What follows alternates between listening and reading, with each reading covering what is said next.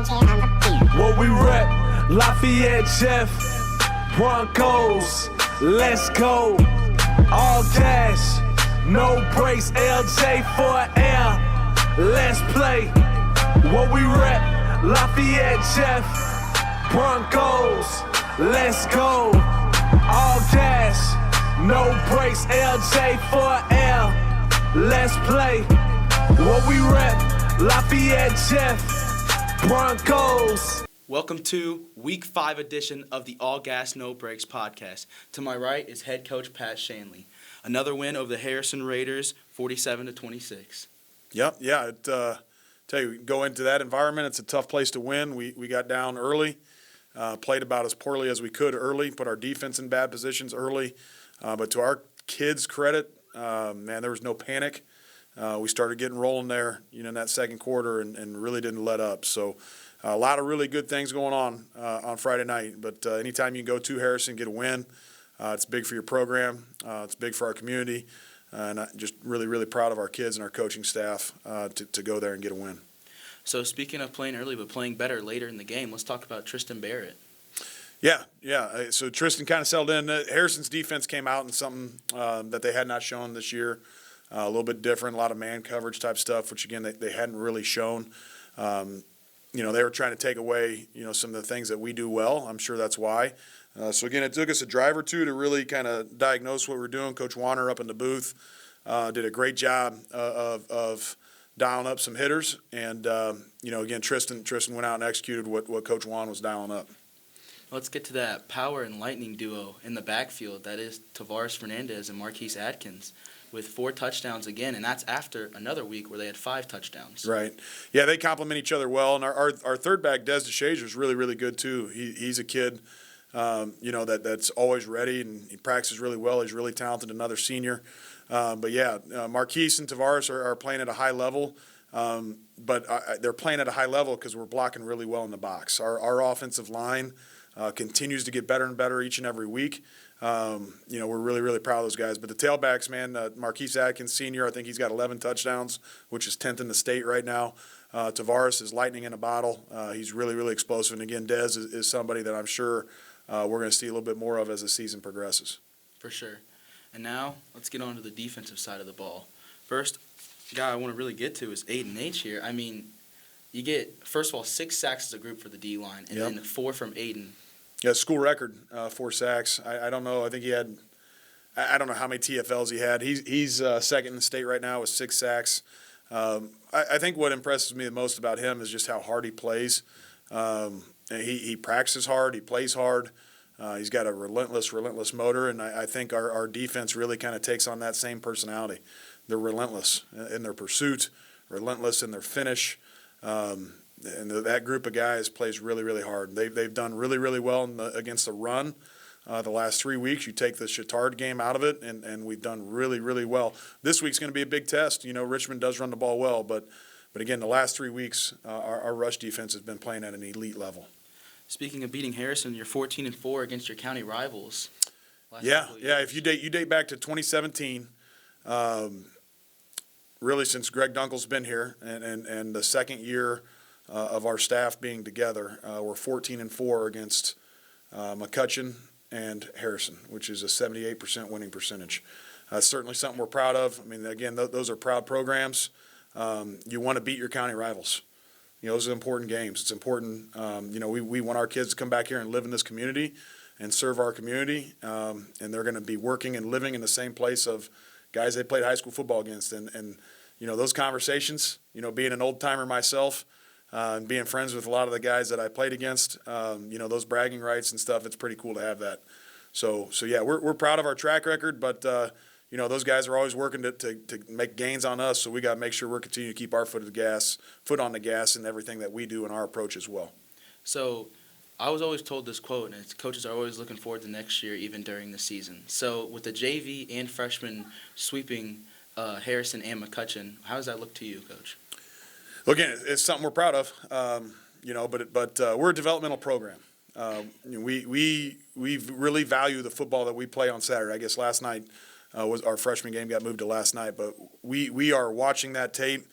Coach Kruzwick's texting with our freshman offensive line coach 30 minutes ago about things that he's seeing, talking about specific players on the freshman offensive line. Our coaches watch the tape of our freshman games if they're not at the game. We really evaluate the JV tape. We want to rebuild each and every year.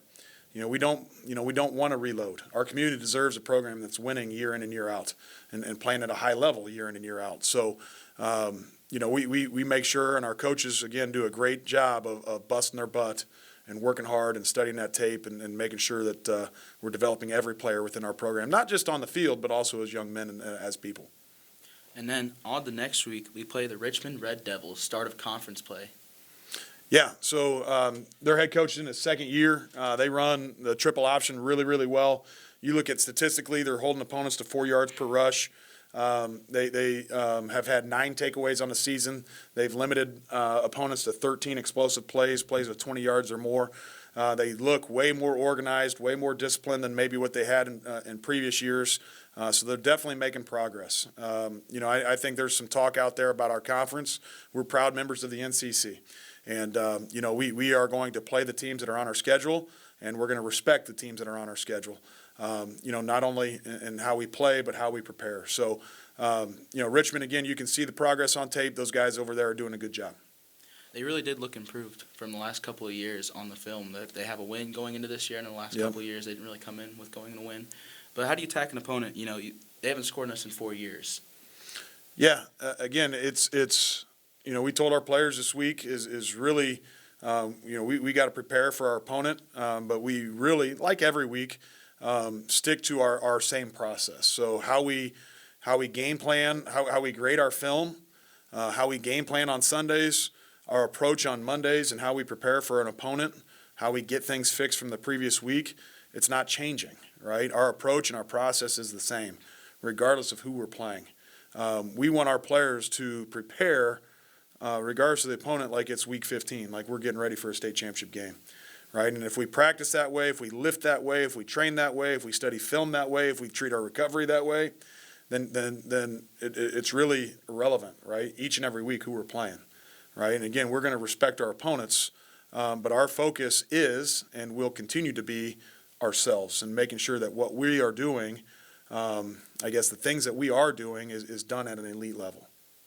And then the Bronco of the week, I'd like to give the shout out to is Marquise Adkins and the running back group just in total. The way they all just compliment each other, it's very impressive to watch. I shouted it out earlier, but 9 touchdowns in the last 2 weeks. How do they attack it at practice?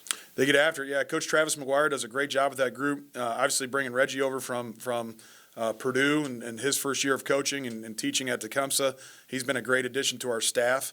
But it's about the kids, right? The kids are taking the coaching. They're really coachable.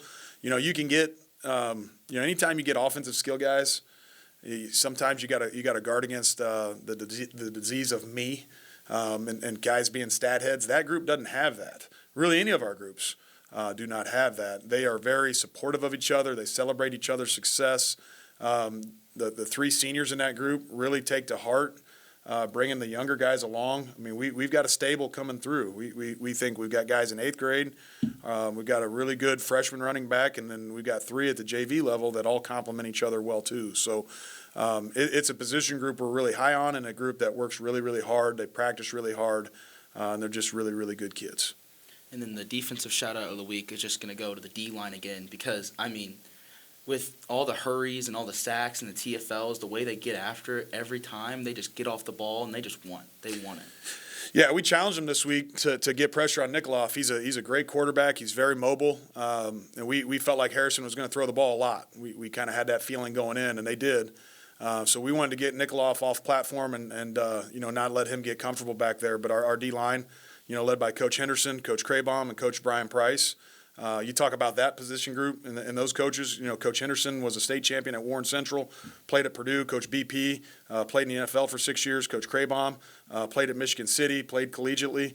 I think our kids are pretty spoiled in the quality of coaching that they're getting. But again, it's about the kids and how well they take that information and then go apply it and put it on tape. And that group continues to do that week after week. For sure. Well, let's hope for another win this week. Getting into the conference plays. Hope we set the tone early and Thank you, everybody, for watching again for the Week 5 edition of the All Gas, No Breaks podcast. Thank you, Coach. Yep. You're going to count it down? Oh, yeah. Go Yeah, we got to do that. Yep. Here we go. 5, 4. Oh, going from 3, 5, Moody? 2, 1. Go Broncos. What we rep, Lafayette, Jeff, Broncos, let's go. All cash, no breaks, LJ for air, let's play. What we rep, Lafayette, Jeff, Broncos, let's go. All cash, no breaks, LJ for air, let's play. What we rep, Lafayette, Jeff, Broncos.